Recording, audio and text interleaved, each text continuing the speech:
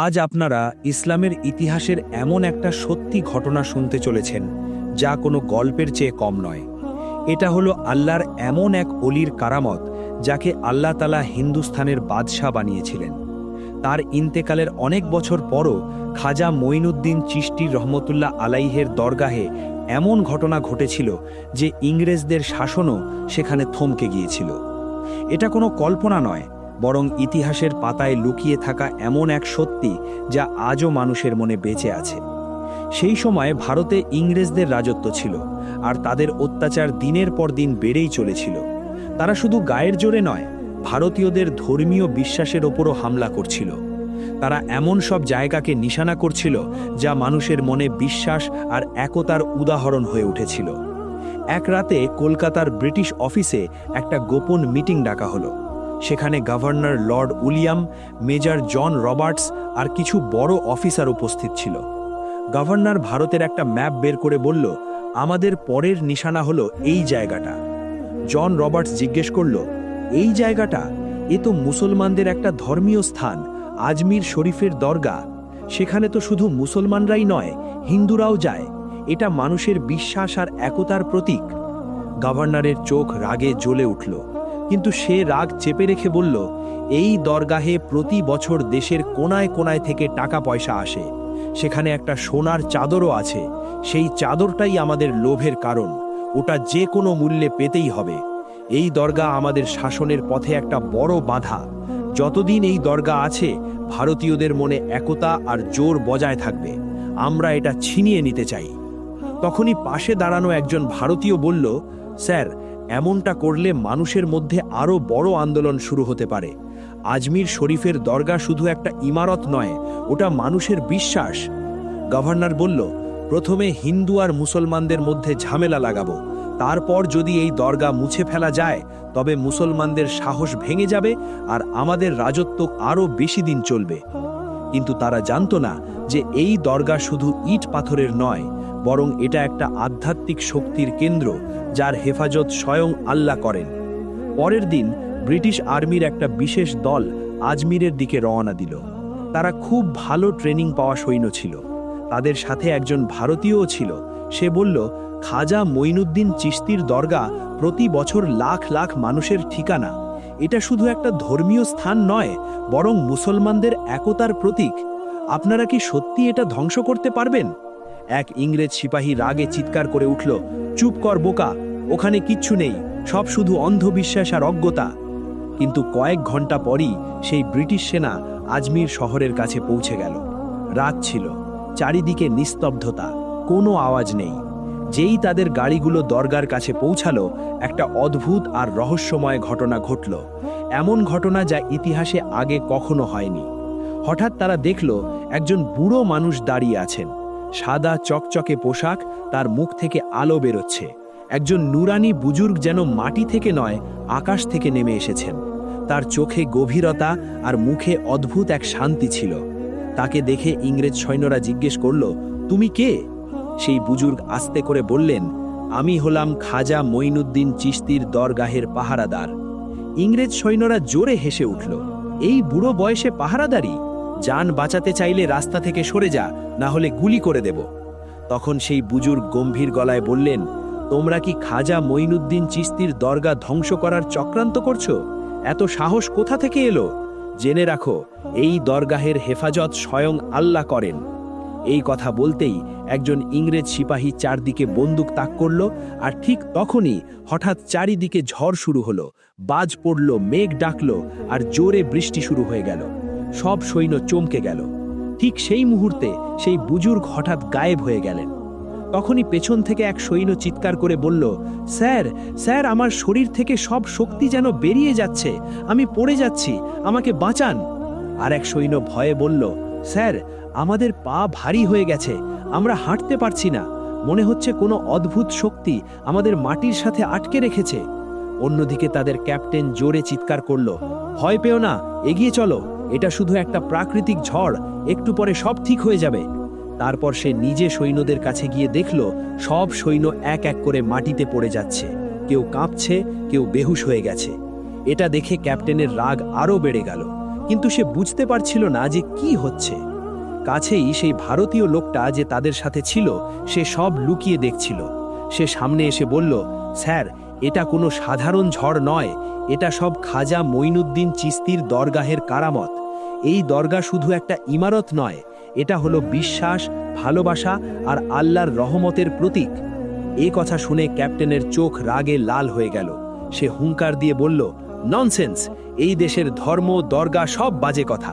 আমি হার মানব না, আমি নিজে সেখানে যাব আর এই দরগা নিজের হাতে ভাঙব। তার পরের দিন ইংরেজ গভর্নর আরও সৈন্য নিয়ে বেরিয়ে পড়ল। এবার তারা আরও বেশি অস্ত্র আর সৈন্য নিল। তাদের পুরো বিশ্বাস ছিল যে এবার দরগা তাদের দখলে আসবেই। শেষ পর্যন্ত তারা আজমির পৌঁছালো। শহরের ওপরে একটা পাহাড়ে তারা লুকিয়ে ডেরা বাঁধল। তাদের কাছে ছিল আধুনিক অস্ত্র আর মনে ছিল অহংকার। তারপর তারা খাজা মঈনুদ্দিন চিশতির দরগাহের দিকে তাদের ভারী কামান তাক করল।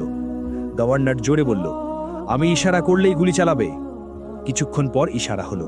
এক ইংরেজ সৈন্য দরগাহের দিকে গুলি চালালো। কিন্তু কি হলো জানেন? গুলি মাঝ রাস্তাতেই থেমে গেল। একদম শান্ত, কোনো আওয়াজ নেই।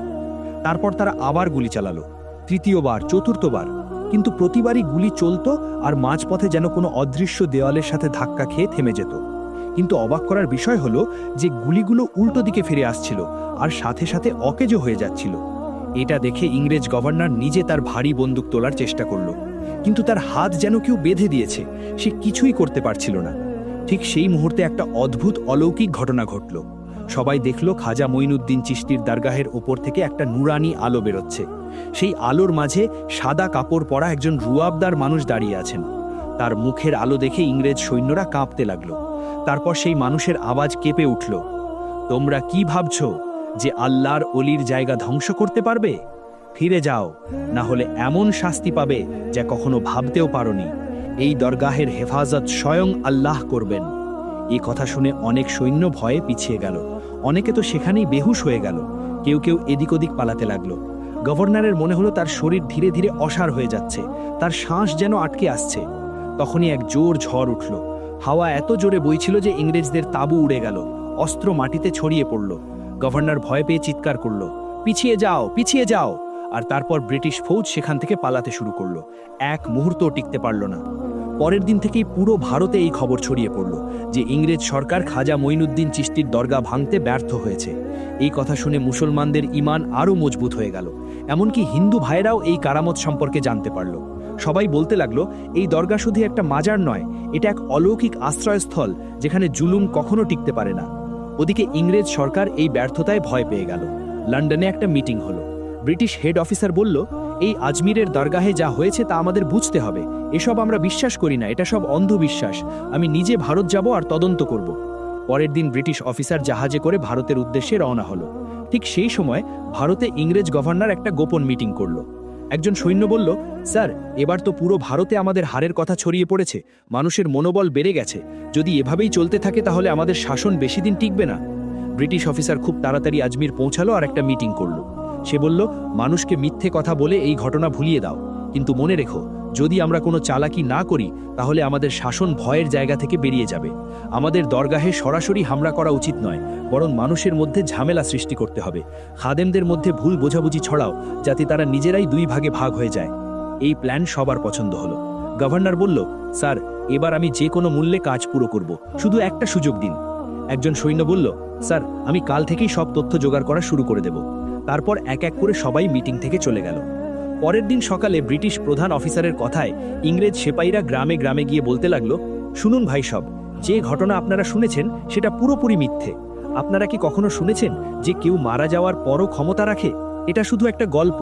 খাজা মঈনুদ্দিন চিশতির দরগাহে কোনো জাদুকরী শক্তি নেই। এগুলো সব কাল্পনিক কথা, মানুষের বানানো গল্প। এই বলে ইংরেজ সৈন্যরা সেখান থেকে চলে গেল। কিন্তু পরের দিন সেই ব্রিটিশ অফিসার ওই জায়গায় দাঁড়িয়েছিল। সে দূর থেকে দেখল সকাল থেকে শত শত মানুষ আসছে।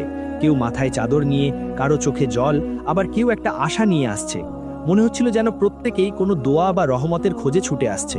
ব্রিটিশ অফিসার গভর্নরকে জিজ্ঞেস করল, আরে এরা কোথায় যাচ্ছে এত জোর আর আশা নিয়ে? গভর্নর বলল, এরা সবাই আজমিরের দরগাহের দিকে যাচ্ছে। সেখানে গেলে লোকে বলে যে অনেক কিছু পাওয়া যায়। এই কথা শুনে দুজনেই হাসতে লাগলো।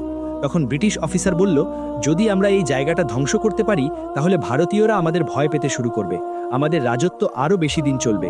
এই দরগা আমরা ভেঙে একটা ব্যবসার জায়গা বানাতে পারি, কিন্তু মনে রাখতে হবে কাজটা চুপচাপ করতে হবে, একটা গোপন চক্রান্তের সাহায্যে। তারপর আর কি, তারা সাথে সাথেই প্ল্যান বানাতে শুরু করল।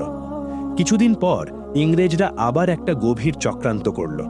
ব্রিটিশ অফিসারের আদেশে ইংরেজ ফৌজ ভারী কামান নিয়ে দরগাহের কাছে পৌঁছালো।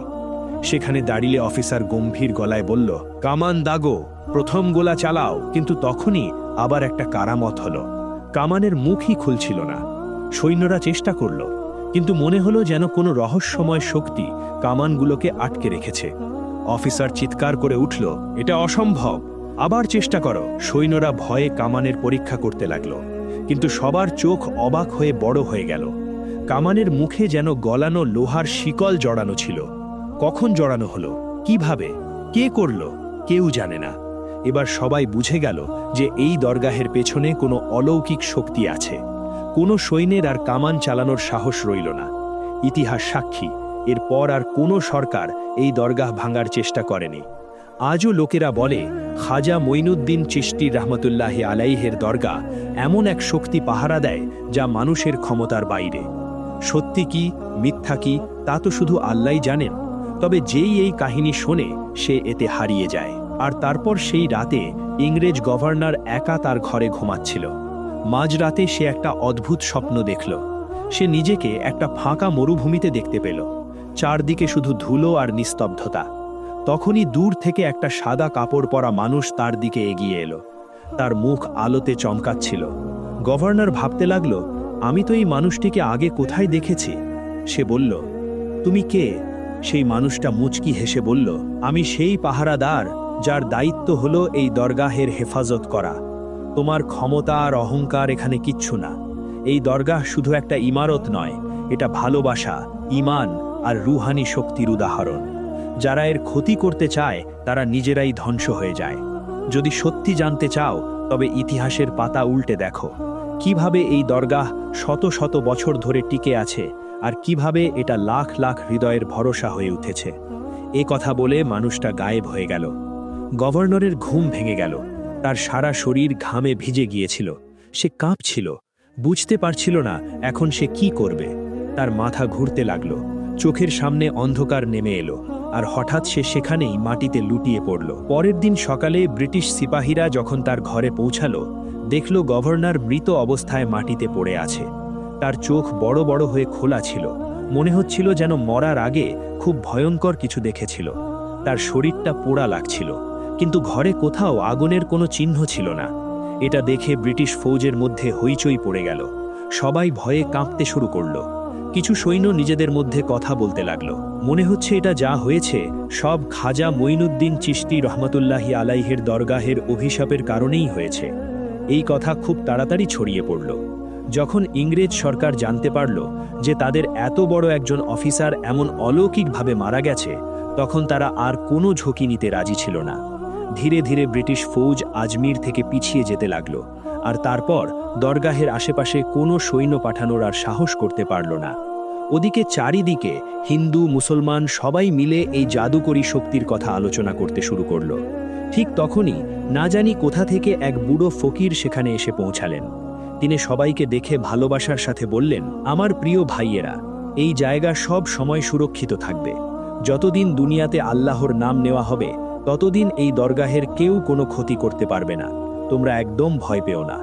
এ কথা বলে বুড়ো ফকির চুপচাপ সেখান থেকে চলে গেলেন।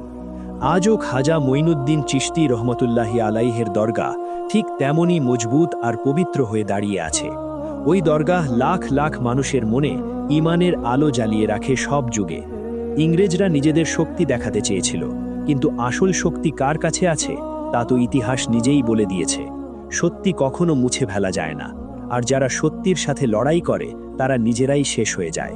খাজা মঈনুদ্দিন চিশতি রহমতুল্লাহি আলাইহের দরগাহ এখন আর শুধু মুসলমানদের নয়, বরং এটা সব ধর্মের মানুষের জন্য খোলা। হিন্দু, খ্রিস্টান, শিখ সবাই এখানে আসে আর অদ্ভুত একটা শান্তির হাওয়া অনুভব করে। প্রতি বছর উর্স মুবারকের সময় লাখ লাখ মানুষ জড়ো হয়। দরগাহ শরীফের বার্তা আজ সারা দুনিয়ায় ছড়িয়ে গেছে, যা ইসলামী ইতিহাসের একটা গুরুত্বপূর্ণ অংশ হয়ে গেছে। প্রিয় বন্ধুরা, আমাদের গল্প এখানেই শেষ হচ্ছে।